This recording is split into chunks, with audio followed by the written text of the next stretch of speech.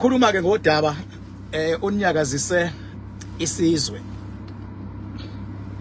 oluthinta uMax Mqadi neMax Lifestyle.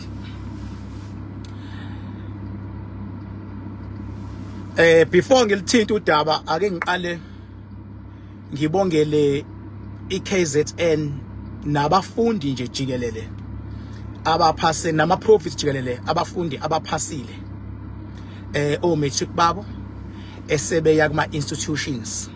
Ngiyanibongela abantu abami lapho nikhona. Ngiyacela mntanami uma kuukuthi uphasile mhlawumbe ngediploma noma ngebachelor noma ngehigher certificate kodwa ama point wakho awakuvumeli kulento lo nepassion yayo, ngiyacela unganqeni ukuwalungisa ama point akho ukuze wenze into oyoba proud ngayo ngelinye ilanga. Ngeke ngikugqugquzele ukuthi usale sewuthi sale sewenza noma yini. Hamba nje ulungisa ama point. As much as sijabula ukuthi kuphaswe kakhulu, but I challenge ekubhekweni nayo kakhulukazi la eKZN. KZN kwi level ephase kuyona kuphaswe kakhulu. As a result ungena e-university akukho lula abantu abami. Uyabona nje uma uthi uyangena e-university angingeneki ungaphuka umoya, hamba ulungisa ama point ngoba nabo banyuse icriteria yokwazi ukungena e-university due to i-passing rate was too high, yabo, which is good anyway. Bese ngiyacela wena usafunda e-high school, ngicela uyithathe serious lento ka matric. Ithathe serious mfethu lento yokufunda, ithathe serious while usane chance, ngoba uyabona abazali bakho sebekubekelile imali benze yonke into bese kuba ama point akho angakuvumeli ukungena e-university uze ugcina sewuthi suwenza noma yini kodwa ekugcineni kumele bakhokha abazali. Akukho right. Hambani nje bafethu niye noma ikuphi la kuthiwa khona ama point ayakwazi ukulungiswa, nilungise bantu abami, niphinde futhi ni apply kuzolunga. Kunga impilo nje akutatazelwa, ngoba mawuthi uyayibheka impilo njengamanje, impilo nayo impilo nayo inohlobo oluthile labantu ekumele bayimasterishe, bayithathe impilo bayibeke to the next level.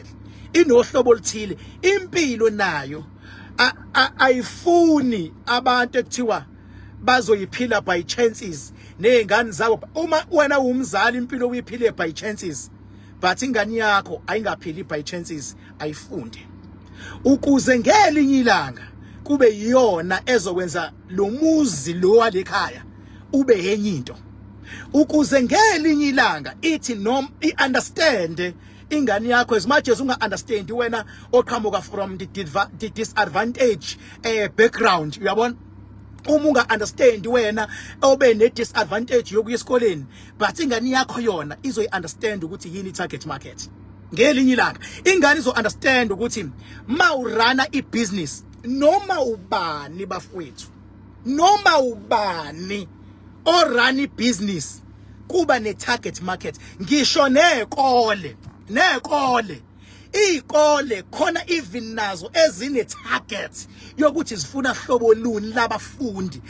Kunezingane ezingathathwe ekoleni ngenxa yokuthi indlela eziphase ngayo aziyona itarget yakuleso sikole. Ingakho ukhona ngisho nama private schools, ama private school ane target yakhona. Ingakho even njengoba kuyiwa elokhuzana ema university nase college kune target yokuthi sithatha abantu abathole from ma point athile aba achieve I pass rate so and so. Uyabo, so into nento ngisho ngaye ama radioweni bafowethu. Uyabona even ama radio bengabe bezonikwa isitifiketi sokusakaza ikhasa, kuyabuzakala ukuthi iyiphi target yenu ukuze ningagcini ni target into efanayo nama commercial radio station, nama commercial radio station, nama public broadcaster, ukuze ungagcini niba ne target efanayo. Kufuna ihluke I target.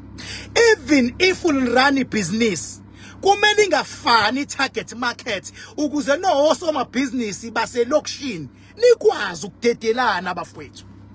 Yabona, nikwazi ukudedelana lo uthagethe uhlobo oluthile labantu nalo uthagethe uhlobo oluthile nobabili ningakwazi ukurun ibhizinisi emgwaqweni oyiwodwa nakwizone eyi1 because i-target market yenu ayifani i-target market yakhona ihamba nani i-target market ihamba nama price athe ukunyuka kancane i-target market ihamba nama price athe ukunyuka ngisabhizi ma uyangiphazamisa Nikole manje la ngime khona kuqhamuka abantu yabo qhamuka abantu bayangiphazamisa ngithi ngiyachaza ngisakhuluma ngapha angikwazi ukukhuluma ngapha yabo so i-target market is something else bafethu noma ikuphi bafethu ngisho kuma institutions ngisho even emasontweni khona amasonto ane target market yakhona ubona kanjani i-target market yathini la uhlobo lomnikelo okhishwa phakathi i-target market yakhona ayifani nabanye abantu so ake ngene kuleka Max ke manje because ngifuna leka Max ukuyichaza even umuntu osekhaya understand mfethu kuyenzeka mawusaqala ibusiness uliqala ibusiness ube nezingqinamba ezisuke sezilivala ibusiness lakho bese kuphoqa ukuthi ishintshe ama strategy ne target market everything ukuze uqhubeke nebusiness because i target market usuqale ngayo isiyalivala angikwenzela isibonelo ngoMax no Max Lifestyle uMax lapha ka V Plus ngenhlanhla ke mina nami ngakhulela eMlazi umlazi nje ngiya-understand nje mhlambe wonke umlazi uMax ngimazi from ukudala even i-driving school kaMax eqala uMax elokhuza uMax elapha yami eqala eba nelento nebhusha uMax lidayisa ngiyam-understand ukuthi uqhamuka kuphi he is the one of those people who rose from humble beginning to become of course what he is today he rose from humble beginning uthema yekhulu uMax wakhula uthe naye lesebona ukuthi hayibo engakakhi kanje esebona ukuthi nakho umdlondlobala i-target market yakhe kwakulona lonke uhlobo labantu nje as long as bezothenga and ama-random singawabiza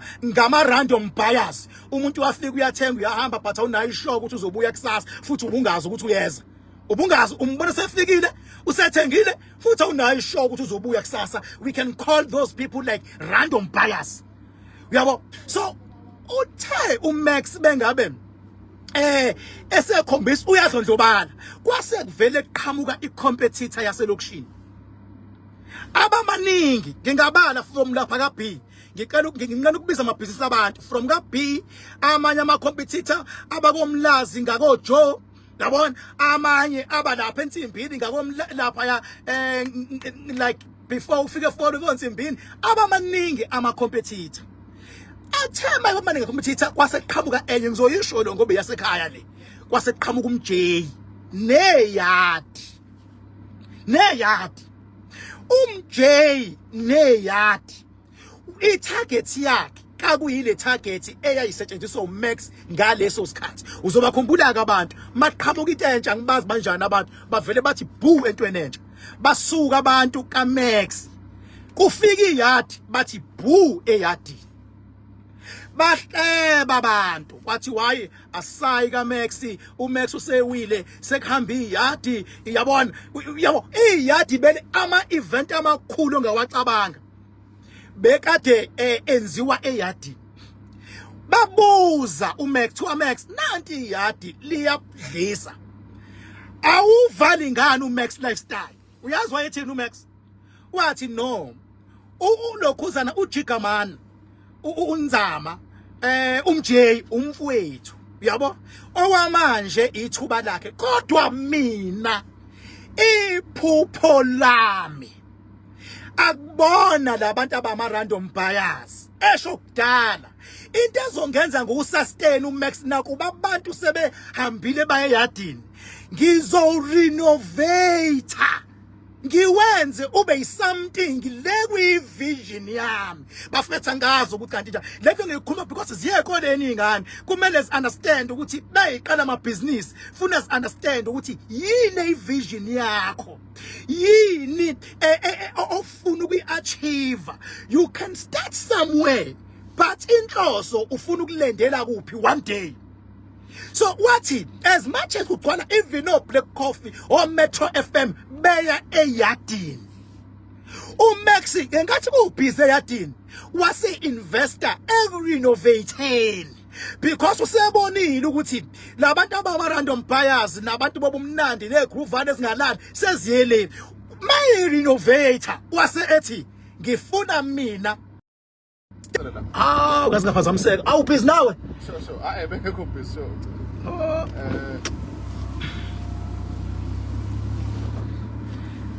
niqole la ngikhona inetwork ibuye ihlupha yabo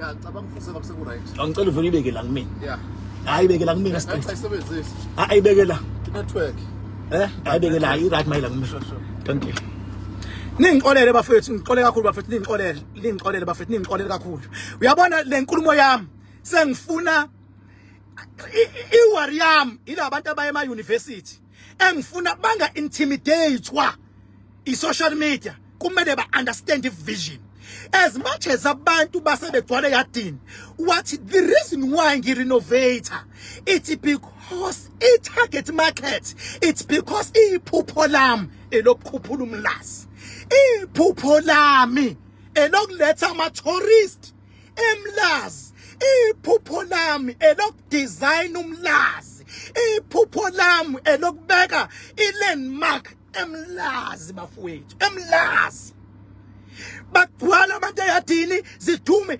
eyadini kugcwale uthi uyadlula kaMax kuyakhiwa nabantu mhlamba bambalwa uyabona abantu amaqoko ngakazi wabona bagcwele eyadini kwakugood for umJ yadini but ngikhuluma ngoMax njengamanje uMax wa renovate kuthe se renovate uMax aqala ama tourist wakubona belu begijima nama camera phezulu ubona abantu abamnyama bawo business bepaka imoto zakanokusho la Zakabakusho but leye thindlu nama random buyers awaka understand ayo groove ngani kwenziwa ama event zipaka imoto yadini zize zizopaka Max bafowethu uMax afika ipakise kwakhe imoto izeyadini yena lapho uyarenovate ngiyakhumbula le ndawo lapha samgwaqweni lesi inkandla manje yayikade iownwa abanye baxoxisana bembona une vision baxoxisana yagcina isiwela ngapha nayo nangempela kuthe kusuka iphunga Max lafezeka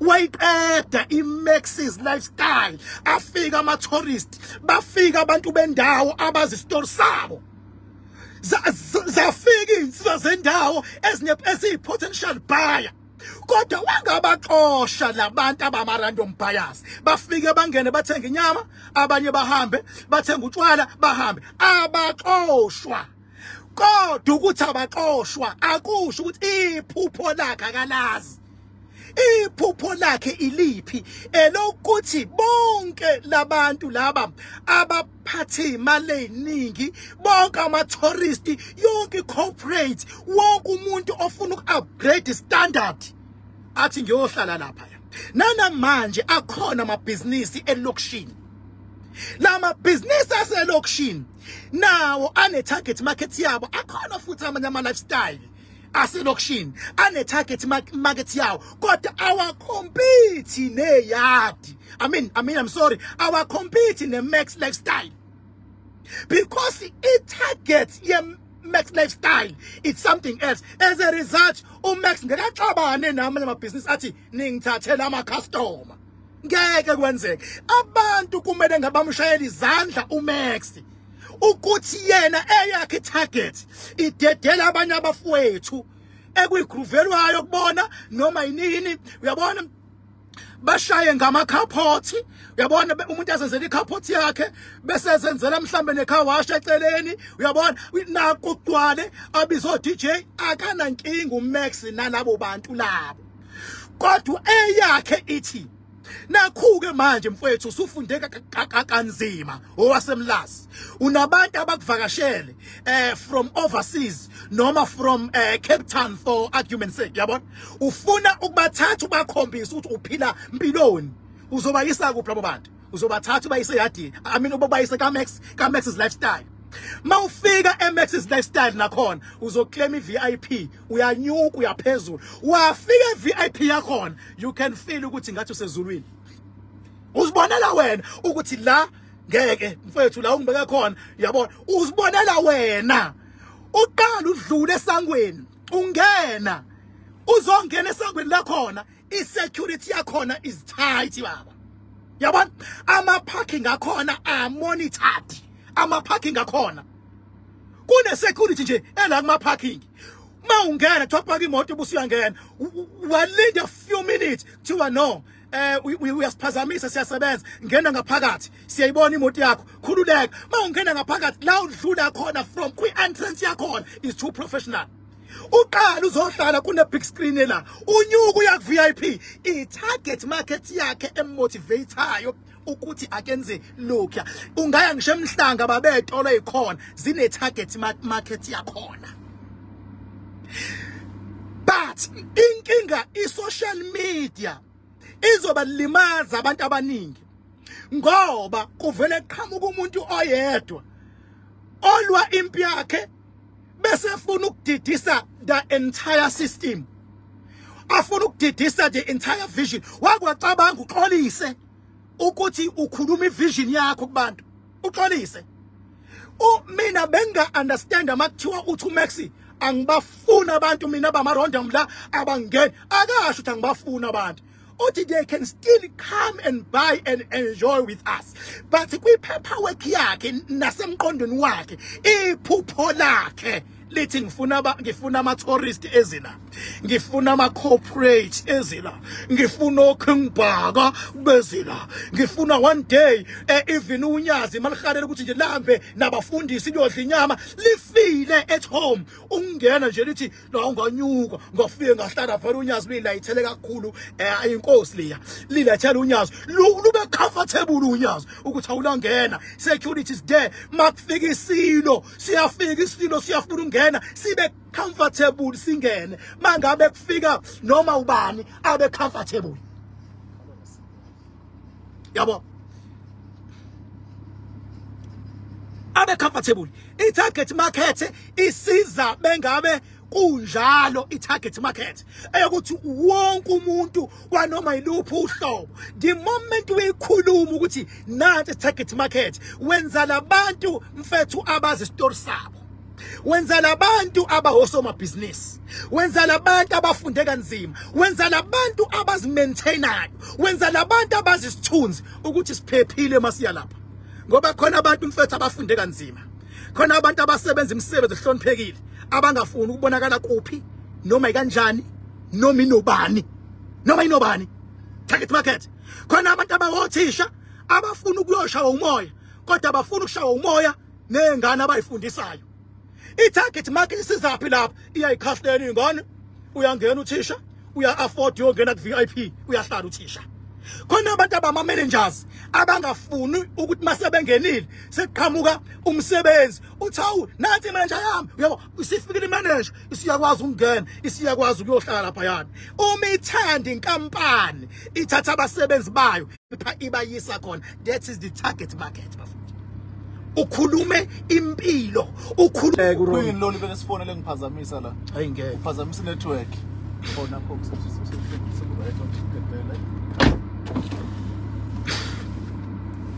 yabo.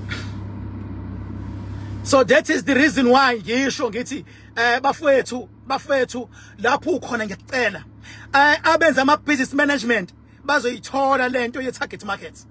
Sengiwalalele wonke amavidiyo kaMax ngithi ngifuna ukumuzwa lethi khona abangeza abantu abama random buyers ethi ngifuna abantu mina akakusho lokho into ayishoyo ukuthi mina iphupho lami lithi, kodwa iphupho lami lithi ngeke ngibaxoshe labo, kodwa nonto iphupho lami elakho iphupho lifuna ube uprofessor one day, elakho iphupho lifuna ube CEO one day, elakhe iphupho lifuna ube umphathi wenkampani enkulu one day.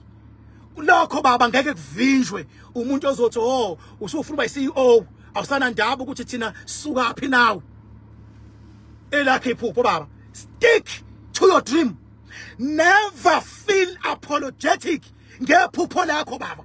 Ungazizwa nje sekumele uxolise ngokuthi unephupho. Ungazizwa sekumele uintimidatewe ngokuthi unephupho.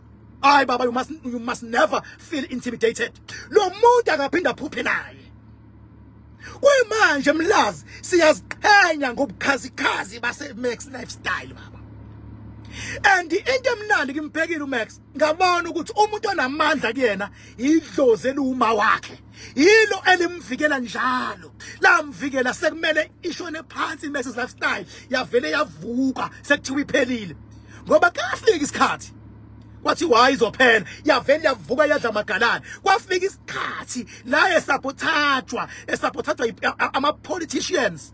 Ngeke ngibezwe mina abantu bethi Max Lifestyle kunama politicians phakathi. Ngithi awubheke idigit esingazi lutho esingafuni ukuvuma umuntu omnyama. Ama politicians ake azama ukumsabotage uMax. Ama politicians.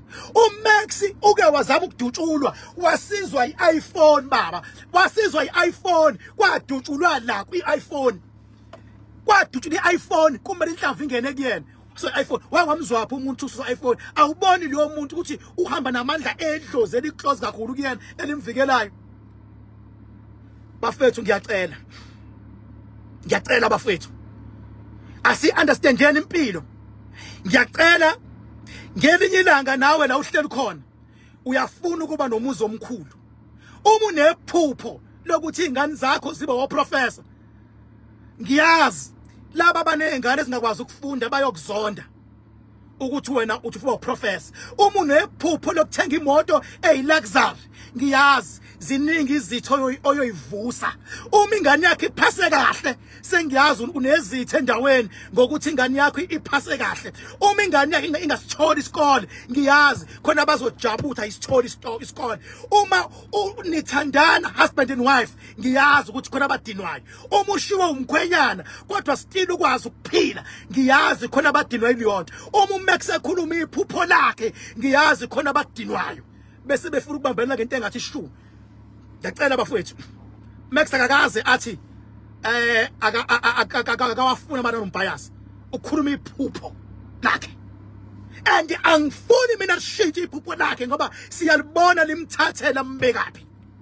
Sibonge futhi nokwazi ukusebenza nomndeni wakhe, akwazi ukusebenza nezingane zakhe, akwazi futhi ukuqasha abantu basemlazi. Waze wathenga ngisho baba ilokhuzana imoto ezama microbus